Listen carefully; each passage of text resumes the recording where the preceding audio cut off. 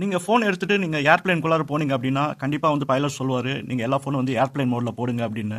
நம்ம வந்து நக்கலாக சொல்லுவோம், என்னடா இது 500 மில்லியன் கொடுத்து ஒரு ஏர்ப்ளைன் பண்ணுறாங்க ஆனால் ஒரு செல்ஃபோனை சப்போர்ட் பண்ண மாட்டாங்களே அப்படின்னு.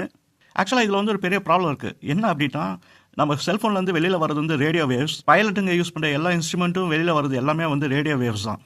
இப்போ நீங்கள் எலக்ட்ரோ மேக்னெட்டிக் ஸ்பெக்ட்ரமில் போய் நீங்கள் பார்த்தீங்க அப்படின்னா ரேடியோ வேவ்ஸில் வந்து ஸ்பெசிஃபிக் ஃப்ரீக்வன்சிஸ் இருக்குது. அந்த ஃப்ரீக்வன்சிஸ் வந்து ஆல்ரெடி அலாட் பண்ணிட்டாங்க. என்ன தான் ஃப்ரீக்வன்சிஸ்க்கு வந்து ஒரு செப்பரேஷன் இருந்தாலும் அங்கே வந்து ஒரு இன்டர்ஃபியரன்ஸ் நடக்கிறதுக்கு வாய்ப்புகள் இருக்குது. அந்த இன்டர்ஃபியரன்ஸ் வந்து நடந்தது அப்படின்னா பைலட்ஸ்க்கு வந்து அது வந்து பாதகமாக முடிஞ்சிடும். நம்ம வந்து அதில் ட்ராவல் பண்ணுறதுனால நம்ம வந்து அதில் வந்து மாட்டிப்போம். இப்போ 5G ஃபோன் நீங்கள் யூஸ் பண்ணியிருந்தீங்கன்னா ஏர்ப்ளைன் மோடில் போடல அப்படின்னா ஏர்ப்ளைனில் வந்து அல்டிமேட்டர்னு ஒன்று இருக்குது. அந்த அல்டிமேட்டரோட ஃப்ரீக்வன்சியும் 5G எமிட் பண்ணுற ஃப்ரீக்வன்சியும் ஆல்மோஸ்ட் வந்து சேம் தான். அது வந்து இன்டர்ஃபியர் பண்ணிடுச்சு அப்படின்னா இந்த அல்டிமேட்டர் வந்து தப்பான ரீடிங் கொடுக்கும். அப்போனா பைலட்னால வந்து ஃப்ளைட்டோட இன்ஃபர்மேஷன் வந்து ராங்காக இன்டர்பிரேட் பண்ணி ஃப்ளைட்டை கவரத்துக்கு வாய்ப்பு இருக்குது. ஸோ இதில் டேஞ்சரும் ஜாஸ்தியாக இருக்குது.